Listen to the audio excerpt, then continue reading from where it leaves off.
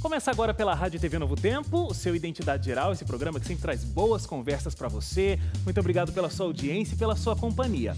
No nosso programa de hoje, você vai conhecer a jornalista que vem desvendando o que está por trás do que a gente come, a Francine Lima. Tem também uma especialista em imagem pessoal, a visagista Ruth Vidal. E ainda, o pastor Jefferson Kern, diretor da ONG Adra Brasil, ele conta suas histórias de missão ao redor do mundo. E é claro que eu estou esperando a sua participação, você pode sempre interagir com a gente, novotempo.com/jornalismo. Esse é o nosso site. Lá você encontra os nossos programas antigos, outras entrevistas, você pode pesquisar todo esse conteúdo lá no nosso site. Tem também as nossas redes sociais, facebook.com/NTJornalismo. Curta a nossa página, faça os seus comentários, a gente está aguardando a sua participação. @NTJornalismo é o nosso Twitter e também o nosso Instagram. Por favor, nos siga, acompanhe lá todas as nossas postagens. Ela investiga a indústria alimentícia e escancara a verdade sobre os alimentos que você coloca à sua mesa. Eu converso agora com a jornalista Francine Lima. Obrigada. Tudo bem? Tudo bem. Por favor, fique à vontade. Francine, olha, não conhecia o teu canal, a produção me apresentou e eu passei horas assistindo. Então, em primeiro lugar, parabéns pelo seu trabalho. Seja muito bem-vinda aqui para a gente conversar. Você é jornalista, como eu falei, Isso. e também tem um mestrado em nutrição em saúde pública. Isso. Eu imagino que esse mestrado e essa faculdade de jornalismo te ajudam muito para o trabalho que você desenvolve. Porque quem assiste os teus vídeos vê que você realmente faz uma investigação jornalística e esses conhecimentos de nutrição devem te ajudar bastante, né? Então, bom, eu sou jornalista há bastante tempo, né? Me formei, era o século passado ainda. E já na minha graduação, eu já me interessei por esse tema da alimentação. Meu trabalho de conclusão de curso já foi sobre hábitos alimentares. E eu, assim, foi o começo de um longo percurso, né? Que a minha pergunta naquela época era: por que será que as pessoas estão se alimentando mal, né? A gente via as notícias de problemas de obesidade crescendo e outras doenças crônicas, a diabetes e tal. E a informação já estava muito presente na mídia. Eu falei: poxa, mas tem revista especializada, tem programa na TV toda hora falando de hábitos alimentares saudáveis. Por que será que isso não está resolvendo? Eu, como uma jovem jornalista ali, né, para me formar, queria entender que tipo de informação a gente precisava dar para as pessoas para que elas absorvessem aquilo e trouxessem aquilo para a vida delas, né, mudar hábito. Poxa, mas então não está adiantando nada?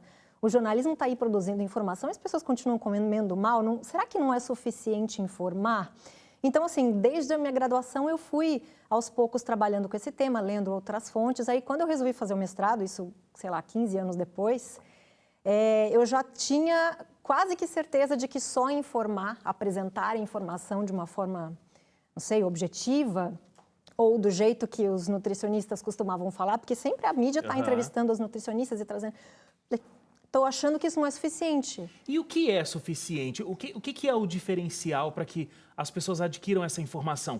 Porque eu estava, inclusive, pensando, enquanto eu estava assistindo os teus vídeos, e eu falei: por que essa informação não está por aí? Eu pensei que um assunto é que as indústrias não querem que essa informação fique pairando aí pelo ar. Mas existe o lado do consumidor também. Eu acho que muitas vezes a gente quer fechar o olho para essa informação, para a gente comer feliz aquele alimento, sem se preocupar se ele está fazendo bem ou está fazendo mal para a nossa saúde. Não sei, eu acho que tem esses dois lados aí. Tem uma combinação de fatores. Então, assim, esse mestrado na área de saúde pública, ele é voltado para a política pública, né? Então, ele é...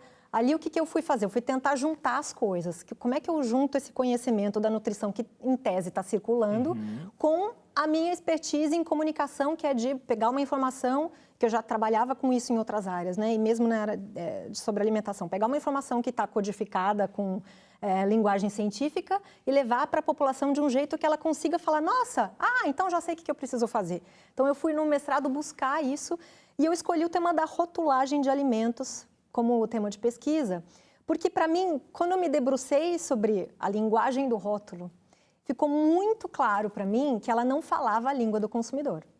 Então, assim, em tese, o rótulo dos alimentos é uma fonte de informação, assim como um jornal, uma revista, um programa, né, jornalístico de TV, que o consumidor pode usar para saber o que ele está comendo. Em tese.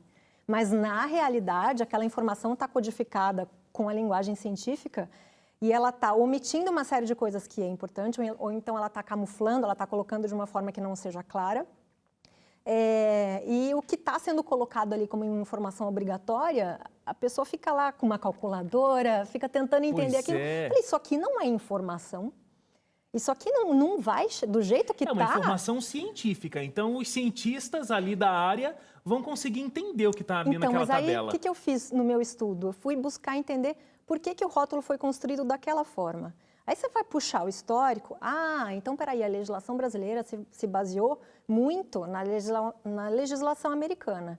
E a legislação americana, você vai estudar a política pública alimentar americana, ela é fortemente influenciada pelo lobby da indústria. E você começa a entender. Então, o buraco está lá embaixo. Não é que as pessoas estão lendo as coisas e não estão entendendo ou não estão aproveitando. É que tem um monte de interesses que estão dificultando que essa informação apareça para o consumidor de forma clara o suficiente para ele entender, afinal de contas, o que é bom ele fazer, o que não é e tal. E aí, você resolveu começar a colocar essa informação em vídeos. De uma forma escancarada. Escancarada. Eu não aguentei uma cena que você pega o veneno de insetos e joga num tomate, eu acho, ou numa maçã, não sei. Falei, e aí, vamos comer isso? Então, e a linguagem, eu trabalhava em revista antes, né? Até antes de ir para o mestrado, eu trabalhei anos em revista, minha linguagem era de texto, e em texto de revista principalmente, a gente cuida do texto, a gente escreve bastante, né? A gente demora para explicar uma coisa. E quando eu parti para o vídeo, eu nunca tinha trabalhado com vídeo antes, falei, vídeo para a internet, ou seja, vídeo curto, a 5 minutos, a 3 minutos.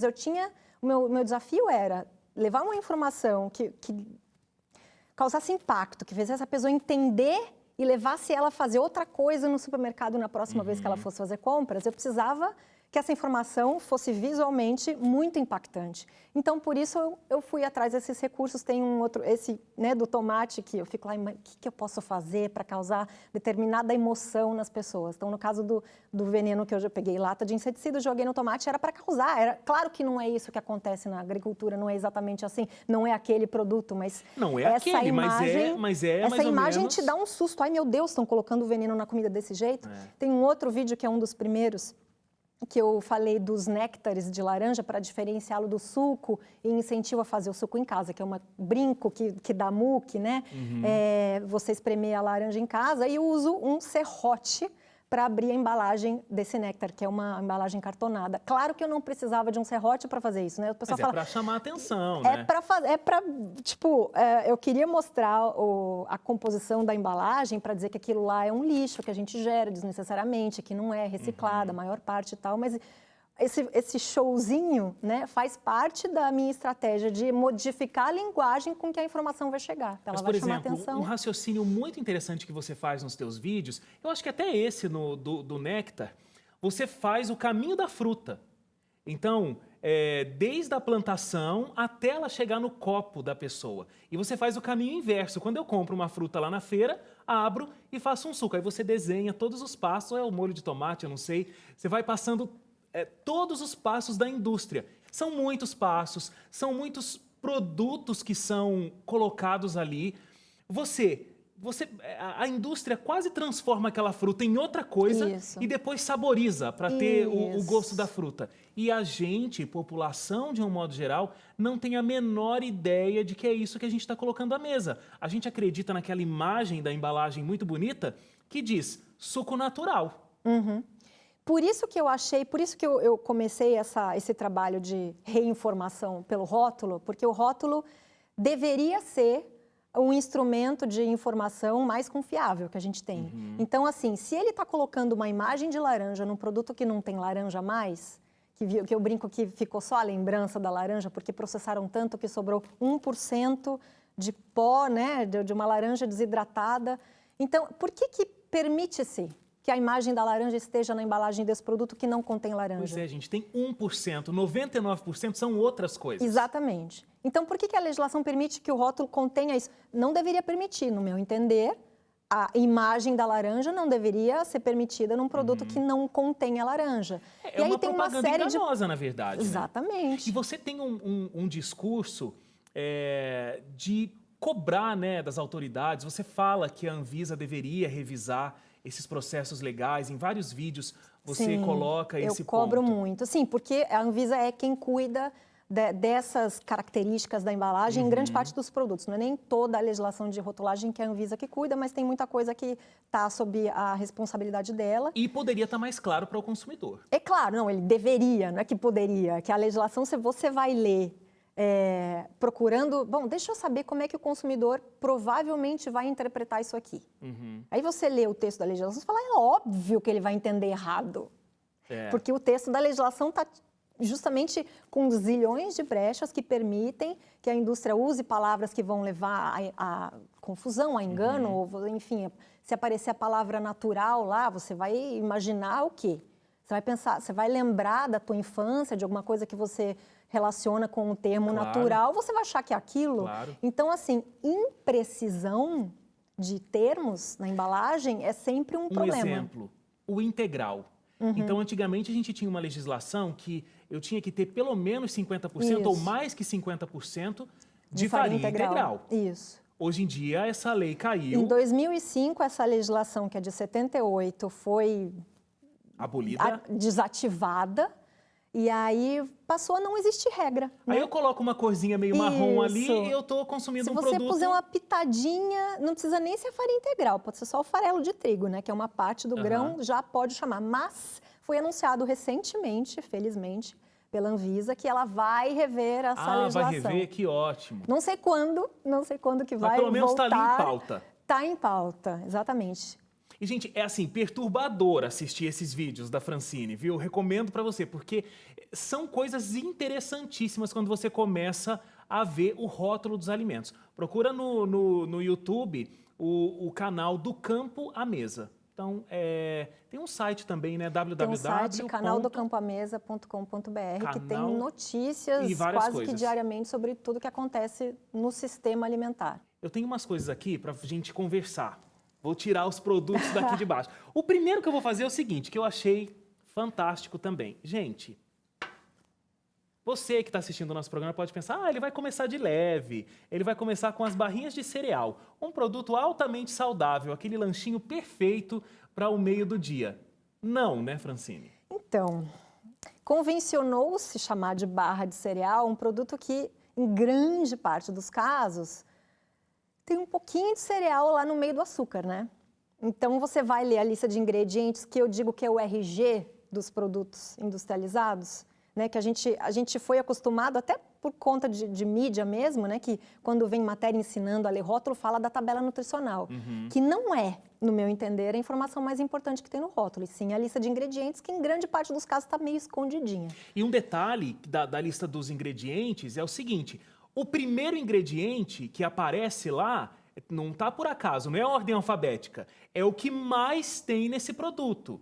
E assim em ordem decrescente. Ordem decrescente, exatamente. Então, assim, essa é a informação mais importante de todas. Entra, põe o pé no supermercado, lembra.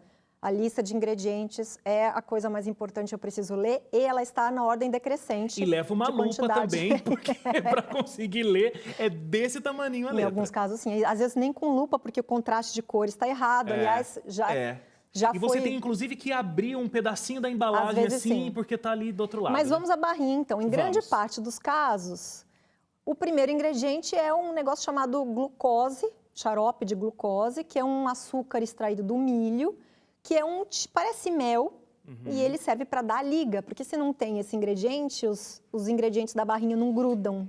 Ó, essa aqui, Francine, é de banana. E aí eu tenho aqui uma cópia da lista completa. O primeiro ingrediente é realmente o xarope de glicose. Seguido de cereais, 42%. Aí cereais... Abre parênteses. Abre parênteses. Floco de cereais, farinha de arroz, milho, trigo rica com ferro e ácido fólico, cevada e aveia. Açúcar de novo, extrato de malte, um tal de polidextrose, sal, antiumectante, carbonato de cálcio e estabilizante fosfato disódico e aveia. Coisas que a gente não imagina que vai encontrar aí. Você vê que até tem cereal, não é que assim, ai, não tem cereal nenhum, não é que nem o caso do refresco de laranja que tem 1%. Mas ele tem muito mais açúcar do que cereal. Então, depois aparece aqui o tal do açúcar invertido, são vários tipos de açúcar e banana mesmo aparece quase no fim da lista ali, polpa de banana. A posição do ingrediente na lista vai ser muito indicativo, né, de... eu pretendia comer uma barra de banana. Se ela tá lá no finzinho, então a banana ali realmente não vai atender a tua demanda, né? Você vai comer uma banana inteira ou aquela bananinha, talvez que também é prática, né? Você também leva na bolsa sem amassar, vai ser mais banana do que esse caso aí. Tem uma outra coisa aqui, que é o sorvete. Tá lindo o meu sorvete aqui, já deu uma Esse cor de rosa chiclete. Que cor viva, né? Porque eu bato o morango em casa, não fica dessa cor. Não sei o que acontece, Francine. Ó, na lista, tá dizendo o seguinte: água, leite em pó desnatado, maltodextrina e seguem vários ingredientes. Tem o cacau em pó, gordura vegetal. O cacau em pó é o 6º ingrediente. Tem gordura vegetal, tem polidextrose, tem sucralose. E eu segui a lista aqui com várias coisas. Tem os corantes naturais, carmim e urucum. Agora, o que eu não vi aqui no sorvete de chocolate com morango é morango. Morango não apareceu, Não né? apareceu. É comum. Não existe morango num produto que está escrito morango em algum lugar da embalagem. Deve estar escrito sabor morango na embalagem. Porque existe essa regra, isso seria obrigatório. Se você não colocou a fruta lá, você tem que rotular como sabor essa fruta que você disse, né? O que tem aí para deixar esse cor-de-rosa chiclete que eu falei são esses 2 corantes que você citou. Deve ter um aromatizante para dar um sabor parecido com o do morango. E isso bastaria para ele ter cara de sorvete sabor morango, né? Mas o morango aí não existiu. E provavelmente é porque não compensou para o fabricante do sorvete usar um morango de verdade. Talvez a matéria-prima não seja tão barata, talvez seja mais perecível do que ele pretenda, enfim. E é interessante que, assim, esse sorvete aqui de chocolate com morango, ele tem 19 ingredientes listados. Contamos. A gente achou ali outros tipos que chegava a 23 ingredientes diferentes. Eu vi, você falou, tem um adoçante, se eu não me engano, um adoçante artificial. Tem sucralose. Isso. Tem a maltodestrina, que é também um tipo de açúcar que não é doce, mas ele serve para dar uma textura. Ele é um derivado do amido, ele é do milho também, a maltodestrina. E é muito usado, hoje a indústria usa em tudo a maltodestrina, já vi até em granola. É mesmo. E eu falei dessa quantidade de ingredientes porque eu imagino que quanto menos ingredientes, mais saudável vai ser esse sorvete. Um sorvete artesanal de uma sorveteria bacana aqui de São Paulo, que eu frequento, leva 5 ingredientes, um sorvete à base de leite. Agora, para que, gente, 19 nesse, 23 a gente chegou a encontrar?